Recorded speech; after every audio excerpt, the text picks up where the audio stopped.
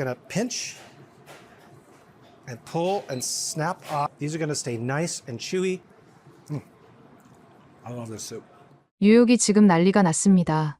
한때 파산 직전까지 내몰렸던 스타 셰프가 한국을 며칠 동안 다녀오더니 난데없이 파스타면은 이제 전부 갖다 버려야 한다는 식의 과격한 주장을 했기 때문인데요. 너무나 황당한 그의 주장에 현지 언론들은 온갖 비난을 쏟아내며 그를 깎아내리기까지 했습니다. 하지만 불과 며칠 후 아무도 예상하지 못했던 대반전이 벌어지게 되는데요. 해당 셰프가 한국의 수제비 요리를 미국에서 재현해 뉴욕 전역을 초토화시켰기 때문입니다. 이 셰프의 가게는 이제 3개월을 기다려도 예약하기 힘든 뉴욕 최고의 핫플레이스로 떠올랐다고 하는데요. 하지만 최근 인터뷰에서 그는 한국에서의 가장 충격적이었던 경험은 사실 수제비 요리를 접한 게 아니었다고 밝혀 미국이 발칵 뒤집힌 상황인데요. 그렇다면 대체 이 셰프가 한국에서 겪었던 가장 충격적이었던 경험이 뭐였는지 함께 알아보러 가실까요? 안녕하세요. 저는 뉴욕에서 개인 레스토랑을 운영하는 리처드 브라이언입니다. 한때는 꽤 잘 나간다는 소리도 들었던 스타 셰프였지만 솔직히 몇 해 전부터 상황이 영 좋지 않았어요. 특히 작년 겨울부터는 마치 브레이크 없는 자동차처럼 곤두박질 치는 매출을 보면서 이러다 진짜 문 닫는 거 아닌가 하는 불안감이 엄습해왔죠. 직원들 눈치 보는 것도 하루 이틀이지 점점 더 힘들어지더군요. 물론 저도 가만히 손 놓고 있었던 건 아니었어요. 어떻게든 새로운 메뉴를 개발해서 이 위기를 타개해야 한다는 절박함에 밤낮으로 아이디어를 짜내고 요리책을 뒤적이고 인터넷을 검색하고 안 해본 게 없었죠. 한식, 중식, 일식 등 아시아 요리 쪽도 틈틈이 연구해보려고 했지만 솔직히 당장 발등에 떨어진 불부터 꺼야 한다는 생각에 제대로 실행에 옮기지는 못했어요. 마치 톱니바퀴처럼 굴러가는 일상 속에서 새로운 시도를 한다는 게 생각보다 쉽지 않더군요. 그러던 어느 날 정말 예상치 못한 소식이 저를 덮쳐왔습니다. 제가 가슴이 철렁 내려앉을 만큼 놀란 전화 한 통을 받게 된 거죠. 바로 어머니, 린다 여사께서 갑자기 병원에 입원하셨다는 소식이었습니다. 평소에도 건강이 아주 좋으신 편은 아니었지만 그래도 이렇게 갑작스럽게 입원하실 정도일 줄은 상상도 못했어요. 바로 병원으로 달려갔죠. 의사 선생님은 심각한 표정으로 어머니의 상태를 설명해 주셨습니다. 심장과 혈압 수치가 좋지 않고 우울증 지표도 예상보다 훨씬 심각하게 나왔다고 하더군요. 음식이며 환경이며 전반적으로 스트레스를 줄여야 하고 마음 편히 지낼 수 있는 활동을 하시는 게 중요합니다. 의사 선생님의 말은 마치 사형 선고처럼 제 가슴에 꽂혔습니다. 어머니가 정말 많이 힘드셨구나라는 생각밖에 들지 않더군요. 어머니는 제 손을 꼭 잡으시며 힘겹게 말씀하셨습니다. 리치, 나 사실 오래 살 자신이 없구나. 늘 우울하고 심장이 두근거리고 의사가 말한 대로 정말 시간이 얼마 안 남았다는 기분이 들어. 지금이라도 해보고 싶은 걸 해봐야지. 안 그러니? 저는 아무 말도 할 수 없었습니다. 어머니의 앙상한 손, 지친 표정을 바라보면서 정말로 곧 어머니를 잃게 될지도 모른다는 불안감이 온몸을 휘감았죠. 며칠 후 어머니는 조심스럽게 하지만 단호하게 한국에 가보고 싶다고 말씀하셨습니다. 예전부터 어머니 친구분 중 한 분께서 자식들이 한국을 종종 모시고 간다 했었는데 무척 만족스러웠다는 칭찬을 자주 하셨다고 합니다. 마치 오랫동안 품어온 소망을 이제야 꺼내시는 것처럼 어머니의 눈빛은 간절함으로 가득 차 있었습니다. 얼마 전에는 TV에서 한국의 정겨운 재래시장 풍경을 본 뒤 미국에서는 절대 볼 수 없는 특별한 분위기가 있어서 꼭 한번 가보고 싶다는 생각을 품으셨다고 했습니다. 왁자지껄한 사람들, 형형색색의 물건들, 맛있는 냄새가 가득한 시장 풍경이 외로우셨던 어머니의 마음을 사로잡았던 거죠. 저는 어머니의 말씀에 가슴이 뭉클해졌습니다. 어머니가 저렇게 간절하게 원하시는데 내가 어떻게 외면할 수 있을까? 솔직히 저는 한국에 대한 정보가 거의 없었고 레스토랑 매출도 바닥을 치고 있어서 당장 가게를 비워도 될지 정말 고민이 많았습니다. 카드 명세서를 볼 때마다 심장이 덜컥 내려앉는 기분이었죠. 하지만 그 시점에선 무엇보다도 어머니와 함께 보낼 시간이 더 없이 소중하게 느껴졌습니다. 돈보다 소중한 건 바로 가족과의 추억이라는 것을 깨달은 거죠. 비록 매출에 집중해야 하는 중요한 시기이긴 했지만 지금 이렇게라도 어머니와 함께 시간을 보내지 않으면 평생 후회할 것 같아서 용기를 내어 함께 한국 여행을 가야겠다고 결심했습니다. 바로 항공권을 알아보고 숙소를 예약한 뒤 한국 겨울은 워낙 춥다는 얘기를 들어서 두툼한 겨울옷들도 서둘러 마련했습니다. 제가 오랫동안 살아온 뉴욕도 겨울이 매섭기로 유명하지만 그래도 한국의 추위를 조금 만만하게 본 측면도 없지 않았죠. 뭐 뉴욕 겨울이랑 비슷하겠지 하는 안일한 생각을 했던 겁니다.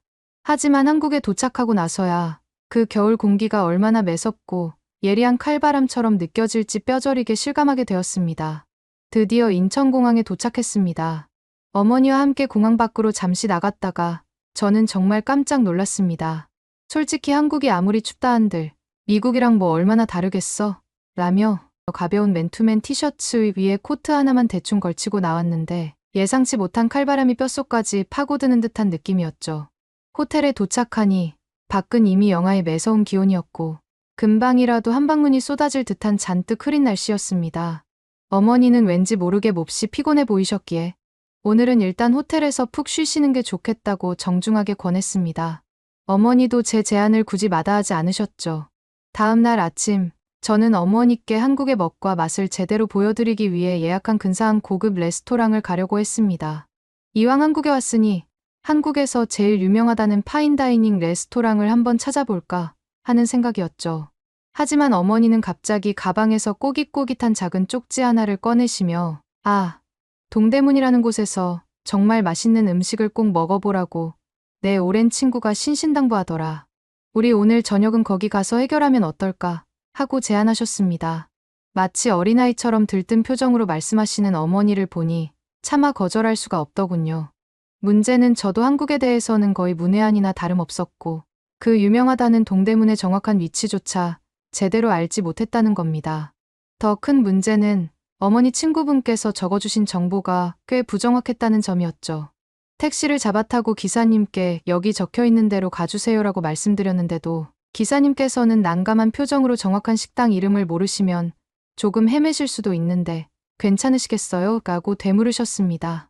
저는 일단 동대문으로 가주세요라고 답했지만 막상 택시에서 내려보니 어디로 가야 할지 도저히 감이 잡히지 않았습니다. 매서운 추위 속에서 꽤 오랫동안 길을 헤매며 식당을 찾았지만 결국 어머니 친구분께서 추천해주신 제대로 된 맛집은 발견하지 못했습니다. 어머니는 점점 지쳐가시는 듯했고 이제 슬슬 배도 고픈데 그냥 눈에 보이는 아무 데나 들어가서 대충 먹자고 제안하셨습니다. 저는 어쩔 수 없이 어머니의 의견에 따르기로 하고 주변을 둘러보던 중 우연히 길게 줄을 서 있는 한 가게를 발견했습니다. 뼛속까지 시린 추위에도 불구하고 10명 남짓한 사람들이 바깥에서 묵묵히 대기하고 있는 모습을 보니 저 정도 줄이면 꽤 유명한 맛집이 틀림없겠지 하는 기대감이 들더군요. 가게 안으로 들어가 주문을 하려고 직원에게 여기 뭐가 제일 잘 나가요? 하고 묻자 직원은 망설임 없이 활기찬 목소리로 닭 한 마리 2인분이요라는 대답을 내놓았습니다.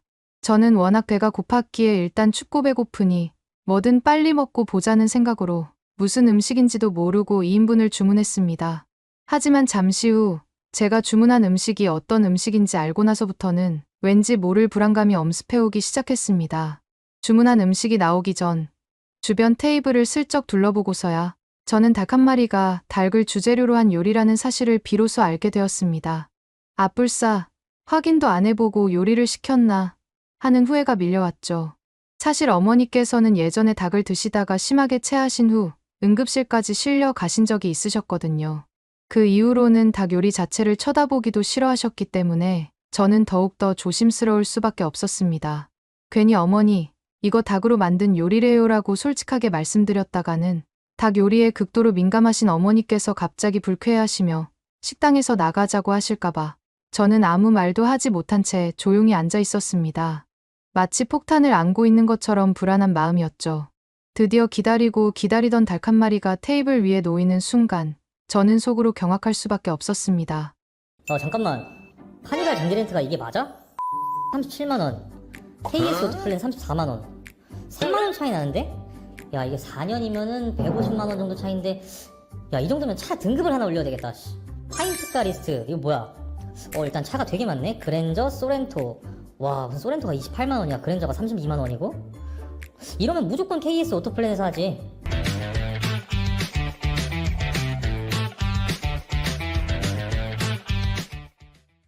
왜냐하면 눈앞에 펼쳐진 광경은 제가 상상했던 것과는 완전히 다른 충격적인 비주얼이었거든요. 스테인리스로 만들어진 커다란 냄비 안에는 닭 한 마리가 통째로 푹 삶아진 채 담겨 있었습니다. 그것도 모자라 그 묵직한 냄비에는 손잡이조차 달려있지 않았죠. 마치 거대한 닭 조형물이 물에 담겨진 듯한 모습을 보는 느낌이었습니다. 주변 테이블에 앉은 다른 손님들도 모두 그런 냄비를 테이블 가운데에 올려놓고 직접 끓여가면서 닭고기를 먹고 있었는데 솔직히 저부터가 살짝 당황했습니다. 세상에, 닭을 진짜 통째로 끓여 먹는구나. 이걸 도대체 어떻게 먹어야 하는 거지? 하는 생각과 함께 왠지 모를 거부감이 느껴졌습니다. 그때 제 옆에 앉아 계신 어머니의 표정도 약간은 굳어 있었지만 다행히 큰 동요는 없으신 듯했습니다. 당장이라도 자리에서 박차고 일어나 나가시겠다는 말씀은 하지 않으셨습니다. 저는 속으로 안도의 한숨을 내쉬었습니다. 잠시 후 식당 직원이 직접 커다란 가위를 들고 와서 닭을 엉성하게 몇 덩어리로 대충 잘라주면서 곧 국물이 우러나오면 드시면 됩니다. 취향에 따라 소스에 콕 찍어 드셔보세요라고 간단하게 안내해줬습니다. 저는 왠지 모르게 불안한 마음에 어머니가 갑자기 닭을 못 먹겠다고 하시며 굳이 이 불편한 자리를 박차고 나가시겠다고 하실까봐 조마조마한 마음으로 어머니의 눈치를 살폈습니다. 하지만 의외로 어머니께서는 큰 반발 없이 묵묵히 닭이 익기만을 기다리고 계셨습니다. 얼마 지나지 않아 닭고기가 어느 정도 익자 어머니는 조심스럽게 국물을 떠서 맛보시더니 작은 목소리로 놀라움을 감추지 못하며 생각보다 국물 맛이 꽤 깊은데 라고 말씀하셨습니다. 저도 어머니의 반응에 용기를 얻어 살짝 국물을 떠먹어보고 깜짝 놀랐습니다. 겉보기에는 맹물처럼 맑은 국물에 파와 마늘 등 몇 가지 흔한 양념만 대충 들어간 듯했는데 은근하면서도 깊은 감칠맛이 살아있더군요. 살을 조금 떼어낸 뒤 간장과 겨자, 고춧가루 등을 섞어 만든 새콤달콤한 특제 소스에 살짝 찍어 먹어보니 담백하면서도 부드러운 닭고기 맛과 소스의 조화가 정말 인상적이었습니다. 그리고 정말 신기하게도 겉보기에는 엄청나게 빨간 소스인데도 불구하고 전혀 맵지 않았습니다. 매운 음식을 잘 못 드시는 어머니께서도 전혀 부담 없이 즐기실 수 있을 것 같았습니다. 저는 속으로 휴, 정말 다행이다 하고 안도의 한숨을 내쉬었답니다. 어머니께서는 닭고기를 거의 다 건져 드시고 나서야 숟가락을 내려놓으셨습니다. 저는 어머니께서 대체 무슨 생각으로 그 닭 요리를 그렇게 맛있게 싹싹 비우셨는지 너무나 궁금해서 조심스럽게 어머니, 혹시 괜찮으세요? 속은 괜찮으시고요? 하고 여쭤봤더니 어머니께서는 의외로 너무나 대수롭지 않다는 듯한 표정으로 왜 그러니? 내가 별로 안 좋은 기색이라도 보이는 것 같니? 하고 되물으시더군요. 제가 조심스럽게 어머니, 혹시 이거 닭으로 만든 요리인 줄 모르고 드신 건 아니시죠? 하고 여쭤보니 어머니께서는 잠시 생각에 잠기시더니 오리인 줄 알았는데 닭이었나 보네. 그래도 희한하게 이 닭 요리는 예전에 먹었을 때처럼 역한 느낌이 전혀 없네라고 놀라운 대답을 하셨습니다. 저는 속으로 정말 천만다행이다 싶었고 춥고 지쳐있던 몸이 따뜻한 국물 덕분에 서서히 녹아내리는 듯한 기분을 만끽했습니다. 거의 닭고기를 다 건져 먹고 나서 슬슬 계산을 하고 일어서야겠다고 생각하며 몸을 일으키려는 찰나 갑자기 식당 직원이 저희 테이블로 황급히 뛰어오더니 손을 휘저으며 자리에 그대로 앉으라는 제스처를 했습니다. 저는 혹시 우리가 뭘 잘못했나 하고 순간적으로 불안감이 엄습해왔습니다. 하지만 직원은 걱정하는 저를 안심시키며 아직 끝이 아닙니다. 칼국수를 넣고 드셔야 제대로 닭 한 마리를 드신 거예요. 고 활짝 웃으며 말했습니다. 그러고는 능숙한 솜씨로 아까 저희가 맛있게 먹었던 닭육수 속에 칼국수 면발을 휙 던져 넣어주는 것이었습니다. 칼국수 면이 어느 정도 익자 직원은 자, 이제 맛있게 드셔보세요. 라고 활짝 웃으며 저희에게 먹기를 권했습니다. 저는 솔직히 에이, 설마 칼국수 면이 특별한 맛이 있겠어? 그냥 흔하디흔한 칼국수 면이겠지라며 대수롭지 않게 생각했습니다. 하지만 막상 칼국수 면을 한 젓가락 집어 입에 넣는 순간 저는 엄청난 맛에 깜짝 놀라지 않을 수 없었습니다. 닭육수가 칼국수 면발에 깊숙이 잘 배어들어서 아까 먹었던 닭육수와는 또 다른 훨씬 더 풍부하고 깊은 맛을 내는 것이었습니다. 마치 새로운 요리를 맛보는 듯한 놀라움이었죠.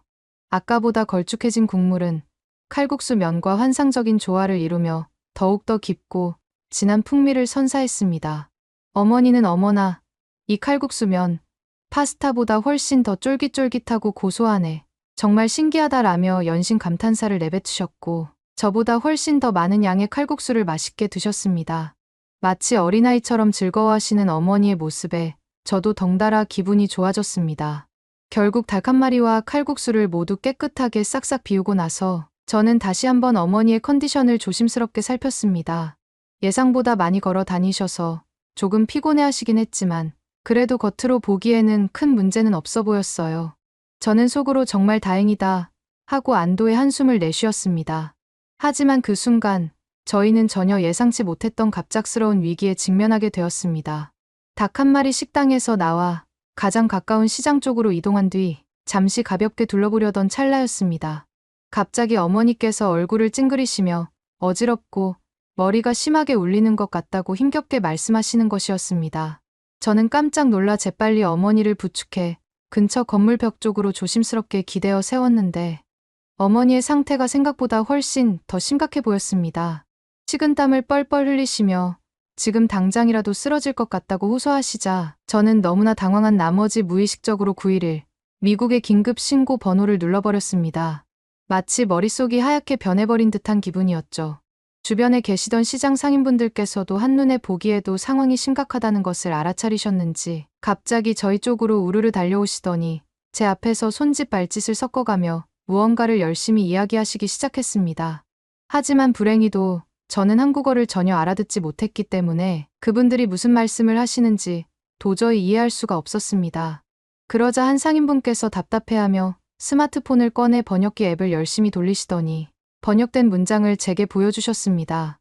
일단 안으로 들어오셔서 몸부터 따뜻하게 녹이세요.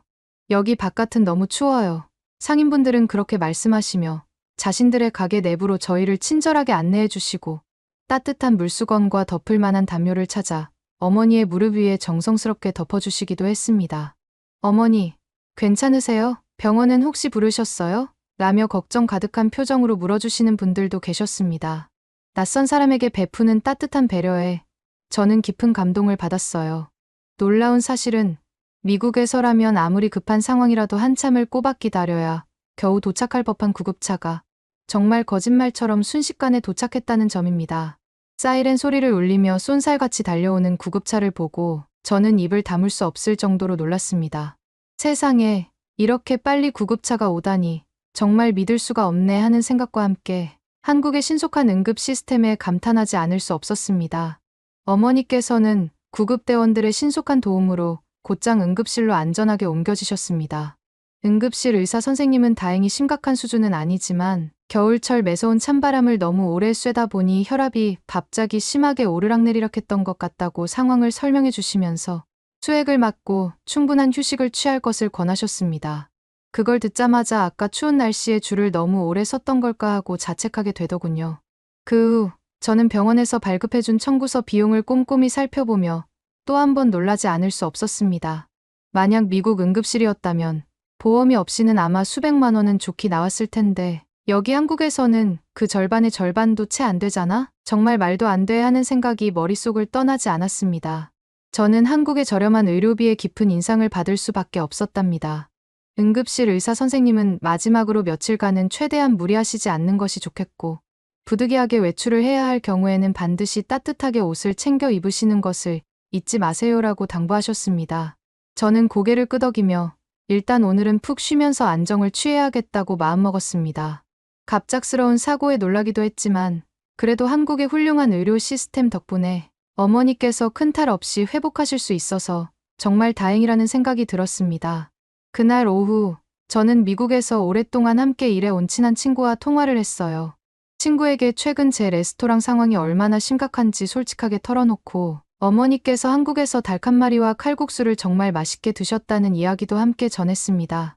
그러자 제 친구는 뜻밖에도 따뜻한 국물 요리를 그렇게 좋아하신다면 한국에는 수제비라는 정말 끝내주는 음식도 있다고 강력하게 추천해 주더군요. 수제비 면발 식감이 파스타와는 또 완전히 달라서 어머니께서 분명 좋아하실 거야. 꼭 한번 드셔보시라고 권해드려라는 말도 덧붙였어요. 이어 제가 사실 어제 어머니께서 갑자기 쓰러지셔서 정말 깜짝 놀랐다. 너무 당황한 나머지 무의식적으로 911에 신고했는데 한국에서도 911로 연결이 되더라. 정말 믿기지 않는 경험이었다며 한국의 놀라운 응급 시스템에 대한 경험담을 전하자 친구는 나도 예전에 한국에서 잠시 살았던 적이 있어서 한국이 편리한 건 잘 알지만 응급 시스템조차 편리할 줄은 상상도 못했다며 감탄을 금치 못했습니다. 한국 사람들은 보통 119로 신고하겠지만 외국인 관광객들을 위해서 911로 신고해도 자동으로 연결이 된다니 정말 대단한 배려가 아닐 수 없네라고 극찬하더군요. 친구의 말을 들으니 저도 왠지 모르게 한국에 대한 좋은 감정이 더욱 커지는 듯 했습니다. 며칠 뒤 다행히 어머니의 건강 상태가 눈에 띄게 호전되었고 저는 바로 수제비를 먹여드려야겠다 싶어 어머니를 모시고 가게를 찾아갔습니다. 식당에 자리를 잡고 앉아 따뜻한 수제비 2그릇을 주문했더니 잠시 후 뜨거운 뚝배기에 담긴 수제비가 테이블 위에 놓였습니다. 뚝배기 안에서는 수제비가 보글보글 맛있게 끓고 있었죠. 어머니께서는 조심스러운 손길로 수제비 국물을 떠서 후 불며 모금 천천히 맛보시더니 이내 놀라움과 감탄을 금치 못하며 말씀하셨습니다.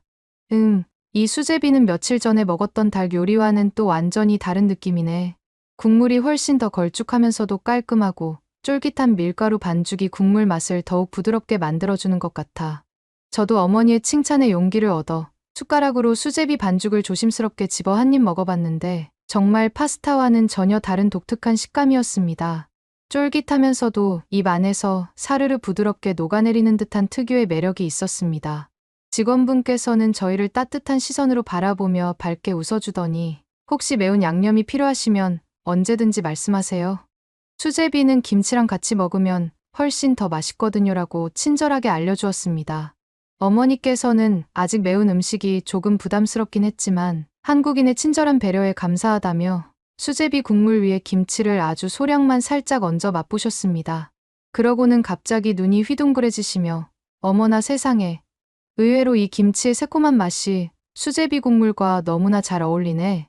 정말 놀랍다 하고 즐거워하셨습니다.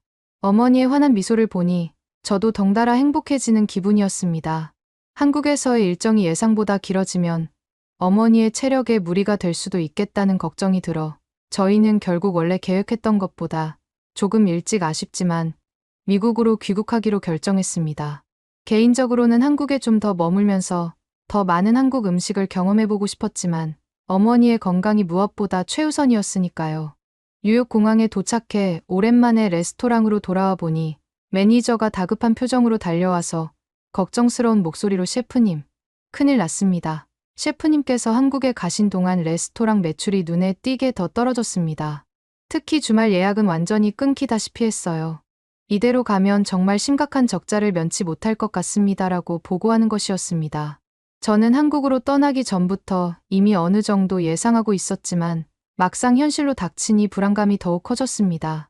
마치 벼랑 끝에 서 있는 듯한 위기감이 엄습해왔죠. 하지만 이 문제는 생각보다 별거 아닌 거로 해결하게 된다는 걸 그때는 알지 못했습니다. 며칠 후 어머니께서 제게 조심스러운 목소리로 말씀하셨습니다. 리치, 나 한국에서 먹었던 그 따뜻한 수제비가 자꾸 생각나. 혹시 너가 한번 만들어줄 수 있겠니? 저는 어머니의 간절한 부탁을 차마 거절할 수 없어서 한번 열심히 시도해본다고 하며 자신 있게 대답했습니다. 하지만 속으로는 수제비를 한 번도 만들어 본 적이 없는데 과연 제대로 만들 수 있을까 하는 걱정이 앞섰습니다. 저는 바로 추측이 가는 재료들을 넣고 수제비 국물을 끓여봤습니다. 집에 있던 건조된 표고버섯을 넣으면 비슷한 맛이 날 것 같다는 확신이 들더라고요. 어머니께 수제비를 만들어주기 위해 최선을 다했지만 결과는 참담했습니다. 처음 만들어본 엉성한 수제비는 한국에서 먹었던 그 맛과는 완전히 거리가 멀었거든요. 국물은 밍숭밍숭하고 비릿한 맛이 강했고 수제비 반죽은 푹 퍼져버려서 질척거리는 최악의 식감이었죠. 마치 밍밍한 밀가루 풀을 먹는 듯한 느낌이었습니다. 어머니도 수제비를 한 입 드시더니 이게 정말 내가 한국에서 먹었다던 그 맛있는 수제비 맞니? 라며 애매한 표정을 지으셨고 저 또한 민망함을 감출 수 없었습니다. 돌이켜보면 저는 지금껏 요리사로서 수많은 음식을 뚝딱 만들어왔지만 제대로 된 레시피도 없이 무작정 수제비를 만들려 했던 것이 얼마나 어리석었는지 깨달았습니다. 결국 저는 어머니께 제대로 된 수제비를 만들어드리기 위해 유튜브 영상을 다시 꼼꼼히 뒤져가며 한국식 수제비 레시피를 더욱 자세히 익히고 수제비 만들기에 다시 도전했습니다. 멸치와 다시마로 육수를 우려내야 한다는 한국 수제비의 기본 공식을 깨닫자마자 저는 곧바로 멸치와 다시마를 사다가 정성스럽게 육수를 우려내고 제대로 된 한국식 수제비를 다시 끓이기 시작했습니다. 드디어 완성된 수제비를 어머니께 조심스럽게 내밀자 어머니께서는 기대에 찬 표정으로 수제비를 한 입 드시더니 이번에는 전과는 완전히 다른 반응을 보이셨습니다. 정말 맛있다라고 칭찬을 아끼지 않으셨죠. 저는 어머니의 칭찬에 힘입어 더욱 열심히 수제비를 만들어 어머니께 드렸습니다. 한 그릇을 순식간에 뚝딱 비우시는 어머니의 모습에 저는 그 어떤 칭찬보다 더 큰 기쁨을 느꼈어요. 그날 저녁에도 어떻게 하면 이 수제비를 더욱 맛있게 만들 수 있을지 밤새 고민하던 찰나였습니다. 테스트 삼아 미리 끓여놓은 수제비를 먹으려고 식탁에 앉았는데 갑자기 예상치 못한 급한 볼일이 생겨서 어쩔 수 없이 불을 끈 뒤 잠시 외출했다가 늦게 집으로 돌아왔습니다.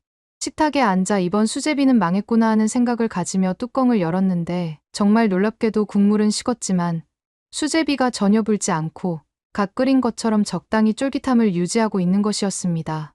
제가 평소 즐겨 먹는 파스타는 시간이 지나면 면발이 뚝뚝 끊기거나 푹 퍼지기 쉬운데 이 한국식 수제비는 신기하게도 반죽 특성상 식감이 오랫동안 살아있다는 사실을 깨달았습니다. 바로 이 순간 제 머릿속에 번뜩이는 아이디어가 떠올랐습니다. 어쩌면 파스타 대신 이 쫄깃한 수제비의 식감을 미국인들이 더 좋아할 수도 있지 않을까. 게다가 여기에 한국식 특제 양념 소스를 살짝 가미한다면 분명 레스토랑의 새로운 인기 메뉴가 될지도 몰라. 다음 날 저는 곧바로 기존의 멸치 다시마 육수 대신 좀 더 풍부한 맛을 내기 위해 닭 육수를 사용해보기로 했어요. 얼마 전 한국에서 먹었던 닭 한 마리의 깊고 진한 국물 맛이 머릿속에서 잊혀지지 않았기 때문이었죠. 정성스럽게 닭 육수를 우려내어 만든 닭 육수 베이스 수제비를 어머니께 맛보여드리자 어머니는 이번에는 얼굴이 환하게 펴지시며 칭찬을 아끼지 않으셨습니다. 어머, 이 수제비는 전에 먹었던 닭 한 마리의 칼국수를 넣어 먹었던 것과 비슷한 느낌이네. 하시며 연신 감탄사를 내뱉으셨습니다. 저는 어머니의 칭찬에 더욱 용기를 얻어 재미있는 아이디어를 생각했답니다. 다음 날 저는 레스토랑 주방 직원들을 모두 모아놓고 새로운 메뉴로 한국식 닭수제비를 한번 개발해보는 건 어떻겠냐고 조심스럽게 제안했습니다. 하지만 제 예상과는 달리 직원들 대부분은 셰프님, 한국식 닭수제비요. 그건 너무 손님들에게 낯설고 이상하게 느껴지지 않을까요? 라며 걱정스러운 표정으로 반신반의했습니다. 심지어 몇몇 직원들은 셰프님, 그거 정말 안 될 것 같아요. 라며 저를 말리기까지 했습니다. 그런데 평소에는 차분하게 자신의 의견을 전달하던 제 바로 아래 직급의 총주방장이 이날만큼은 시작부터 노골적으로 불만을 드러내기 시작했습니다. 얼굴이 붉어져서는 셰프님, 이런 동양식 국물 메뉴로 우리 레스토랑을 말아먹겠다는 겁니까? 이건 저희 컨셉이랑 전혀 맞지 않습니다 하고 거세게 토로하는 겁니다. 저도 순간 당황했지만 한편으로는 꼭 필요한 변화라고 굳게 믿고 있었기에 지금 아니면 우리 레스토랑은 진짜 망한다고요. 지금 뭔가 새로운 변화를 주지 않으면 희망이 없습니다. 라고 맞받아쳤습니다. 사실 총주방장도 최근 매출 부진 때문에 신경이 곤두서 있던 터라 말리는 다른 직원들의 눈치에는 아랑곳하지 않고 제가 그런 메뉴 개발에 동참하느니 차라리 그만두겠습니다. 이걸 계속 고집하시면 바로 사직서 쓰고 나갈 거예요. 라고 더욱 격앙된 목소리로 밀어붙였습니다. 저 역시 한순간 울분이 치밀어 올라 이 정도면 레스토랑 충분히 살릴 수 있어요. 이제까지 고집해온 파스타 면도 다 갖다 버릴 각오를 해야죠. 라고 소리를 높였습니다. 주변 직원들이 놀란 눈으로 저희를 지켜보는 가운데 결국 총주방장은 앞치마를 거칠게 벗어 던지며 더 이상 못 해먹겠습니다 라고 외치고 문을 박차고 나가버렸습니다. 며칠 뒤 SNS를 보던 직원이 잔뜩 굳은 표정으로 허둥지둥 달려와 제게 휴대폰 화면을 내밀었는데 바로 그 총주방장이 셰프가 파스타 면을 다 버리자고 했다며 앞뒤 다 자르고 올린 글이었습니다. 그 글을 본 사람들은 너무 극단적이다. 레스토랑 이미지 망치는 셰프라는 등 각종 비난을 쏟아내기 시작했죠. 심지어 일부는 저를 제멋대로인 셰프로 몰아세우며 레스토랑 이미지를 깎아내리는 말까지 퍼뜨렸습니다. SNS상에서 걷잡을 수 없이 커지는 논란에 직원들도 뒤숭숭해졌고 저로서는 조금이라도 빨리 상황을 수습해야 한다는 절박감이 더욱 커질 수밖에 없었습니다. 그들의 입장에서는 닭 육수에 밀가루 반죽을 넣어 끓이고 닭고기까지 통째로 넣는 독특한 조리 방식이 흔하지 않으니 당연한 반응이었을지도 모릅니다. 하지만 저는 직원들의 우려와 SNS상의 비난에도 불구하고 일단 딱 일주일만 이벤트성 메뉴로 한번 시험 삼아 판매해보자. 지금 우리가 새로운 활로를 찾으려면 그 누구도 시도해보지 않았던 과감한 시도가 반드시 필요하다고 다시금 강력하게 주장했습니다. 그 후 일주일 동안 저는 남아있는 직원들과 밤낮으로 닭수제비 메뉴 개발에 매달렸습니다. 닭 육수를 진하게 우려낸 뒤 손님들의 입맛까지 사로잡기 위해 고추장 간장 소스를 별도로 곁들여 손님들이 각자의 취향대로 소스의 양을 조절해 첨가할 수 있도록 세심하게 배려했습니다. 매운 음식을 잘 못 먹거나 진한 양념이 다소 부담스러운 손님들을 위해서는 고추장을 완전히 뺀 순한 간장 소스를 선택할 수 있도록 선택의 폭을 넓혔어요. 또한 일반적인 수제비보다 조금 더 두껍게 밀어서 쫄깃한 식감을 최대한 살렸습니다. 닭고기는 손님들이 뼈를 발라내는 불편함 없이 편안하게 즐길 수 있도록 뼈를 모두 발라낸 뒤 큼직한 닭고기 살만 먹기 좋은 크기로 몇 덩어리 넣어 제공했답니다. 마침내 모든 준비를 마치고 레스토랑의 새로운 스페셜 메뉴인 한국식 닭수제비 스페셜 세트를 정식으로 출시했는데 놀랍게도 첫날부터 SNS를 통해 입소문이 빠르게 퍼져나가면서 엄청난 화제가 되기 시작했습니다. 특히 젊은 뉴요커들 사이에서 폭발적인 반응을 얻었습니다. 뉴욕에서 이런 신기하고 독특한 국물 음식을 맛볼 수 있다니 정말 놀랍다. 매일 먹던 파스타나 라멘과는 차원이 다른 완전히 새로운 맛이다. 한국에 직접 가지 않고도 한국의 맛을 느낄 수 있어서 너무 좋다 등 닭수제비를 극찬하는 평가들이 SNS에 잇따라 올라오기 시작했고 주말이 되자 레스토랑 앞에는 닭수제비를 맛보기 위해 몰려든 손님들로 인해 긴 줄이 늘어서는 진풍경이 펼쳐졌습니다. 마치 영화 속 한 장면처럼 비현실적인 광경이 눈앞에 펼쳐진 것이죠. 그 덕분에 레스토랑 매출이 닭수제비 메뉴를 출시하기 전 달과 비교해 무려 2배 이상으로 폭발적으로 증가했다는 놀라운 보고를 매니저로부터 듣게 되었습니다. 며칠 후에는 지역 TV 방송국에서 레스토랑의 닭수제비 메뉴를 취재하고 싶다는 뜻밖의 연락이 왔고 유명 지역 잡지에도 미국 뉴욕에서 만나는 한국식 닭수제비의 매력이라는 제목으로 닭수제비에 대한 자세한 기사가 실렸습니다. 그리고 조금 뒤에는 한 방송 인터뷰 요청도 이어졌는데 그 자리에 저는 한국 여행 때 어머니가 쓰러질 뻔했던 일을 떠올리며 응급 시스템과 한국인들의 따뜻한 배려가 얼마나 큰 힘이 되었는지 강조했고 매출 상승에도 한국 덕이 컸다고 솔직하게 밝혔답니다. 기사에서는 오랜만에 뉴욕의 재미있고 신선한 국물 요리가 등장했다. 닭고기와 수제비의 환상적인 조합이 인상적이다. 한번 맛보면 멈출 수 없는 중독성, 강한 맛이다 등 닭수제비에 대한 칭찬 일색의 호평이 줄을 이루었고 한동안 침울했던 레스토랑 분위기도 완전히 되살아났어요. 매출이 급증하자 한동안 풀이 죽어있던 레스토랑 직원들 역시 즐거워했습니다. 저는 그들의 밝은 미소를 보며 가슴 벅찬 감동을 느꼈죠. 그렇게 레스토랑이 다시 활기를 되찾아 바쁜 하루하루를 보내던 어느 날, 저는 전혀 예상치 못했던 어머니의 전화 한 통을 받게 되었습니다. 전화기 너머로 들려오는 어머니의 목소리는 며칠 전보다 훨씬 밝고 활기찼습니다. 최근에 어머니께서 정기 추적 검사를 받기 위해 병원을 방문했는데 놀랍게도 어머니의 건강 상태가 눈에 띄게 조금씩 호전되고 있다는 기쁜 소식이었습니다. 특히 최근 병원 검사 결과 어머니의 혈압이 예전보다 훨씬 안정적으로 유지되고 있다는 것이었습니다. 담당 의사 선생님께서는 어머니께 최근에 혹시 특별한 변화가 있으셨냐고 조심스럽게 물으셨다고 합니다. 그러자 어머니께서는 의사 선생님께 한국 여행을 다녀와서 알게 된 닭수제비를 틈나는 대로 만들어 먹었다고 말씀드렸다고 했습니다. 의사 선생님은 어머니의 말씀을 주의 깊게 듣고 난 뒤 아무래도 한국 음식이 미국에 비해 건강식으로 알려져 있기도 하고 너무 자극적이지 않게 조절하면서 꾸준히 단백질 섭취가 이루어진 것이 건강 회복에 긍정적인 영향을 미쳤던 것 같습니다. 특히 닭고기는 혈압을 낮추는 데 도움이 되는 좋은 성분들을 많이 함유하고 있습니다. 라고 설명해 주셨다고 합니다. 어머니도 전화통화에서 어렸을 때 닭을 먹고 심하게 체한 끔찍한 기억 때문에 닭 요리 자체를 극도로 싫어했는데 아이러니하게도 한국 여행에서 우연히 닭 한 마리를 접한 뒤로 이렇게 닭 요리를 즐겨 먹게 될 줄이야. 정말 인생은 알다가도 모를 일이야라며 유쾌하게 웃으셨답니다. 혹시 수제비 말고도 또 한국 분들께서 즐겨 드시는 음식이 있으실까요?